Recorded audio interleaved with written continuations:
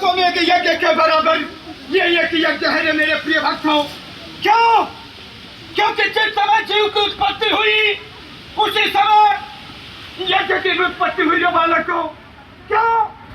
क्योंकि जब कोई मानव घोर आपत्ति या संकट में फंस जाए तो इस यज्ञ द्वारा अपना उद्धार कर सके। सो है मेरे प्रिय भक्तों, इस यज्ञ से धन, धान्य, ऐश्वर्य, शोक, पुत्र, अंततः उसके अस्तित्व में परमात्मा का वो सौभाग्य प्राप्त होता है जिसका तुम कभी कल्पना नहीं कर सकते। ऐसा मेरे यज्ञ का प्रभाव है। सो है मेरे प्रिय भक्तों, जो मेरे इस यज्ञ को निष्काम भाव से करता है 11 या 21 वो अंततः अपने आप को समर्पण करके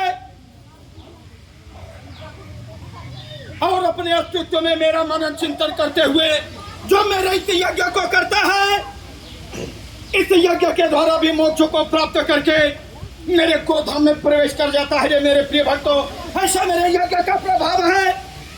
सो है मेरे प्रिय भक्तों, अभी तो इस यज्ञ से अनभिज्ञ थे, इस यज्ञ की गरिमा का तुम्हें पता नहीं था, लेकिन मेरे इस यज्ञ की गरिमा को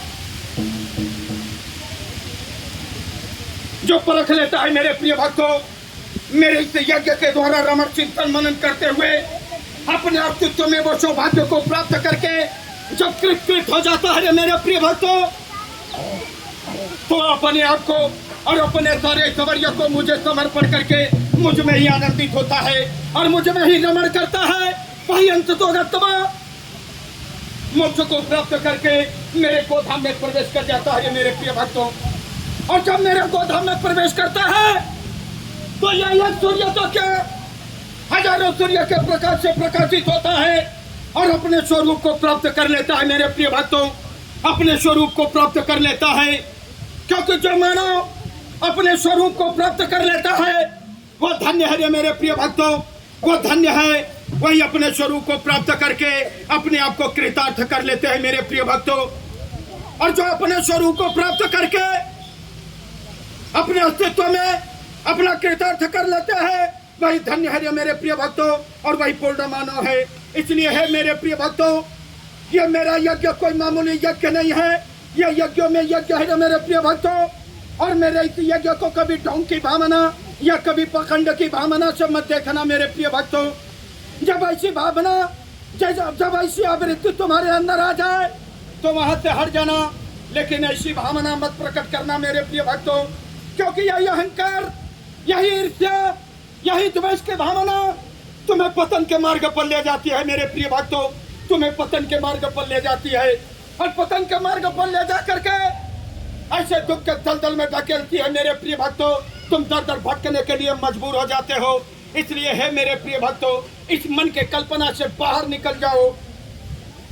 यह मन सांसारिक प्रपंच के लिए तुम्हें प्रताड़ित कर रहा है और इस मन के कल्पना से बाहर निकलो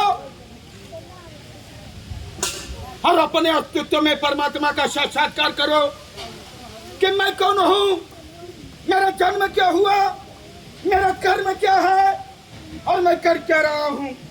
सो है मेरे प्रिय भक्तों, आज तुम दुख के दलदल में फंसते चले जा रहे हो, दुख के दलदल में फंसते चले जा रहे हो। तुम्हें ज्ञात नहीं कि यही दुख तुम्हें दर दर भटकने के लिए मजबूर कर दे रही है और तुम कुछ नहीं कर पा रहे हो, कुछ नहीं कर पा रहे हो। इसलिए है मेरे प्रिय भक्तों, यदि इससे निजात पाना है तो तुम्हें अपने अस्तित्व में अपने भागवत स्वरूप का चिंतन करना होगा, जो सत्य है, जो सनातन है, जो धर्म है रे मेरे प्रिय भक्तों। एक बार बोलो नारायण की।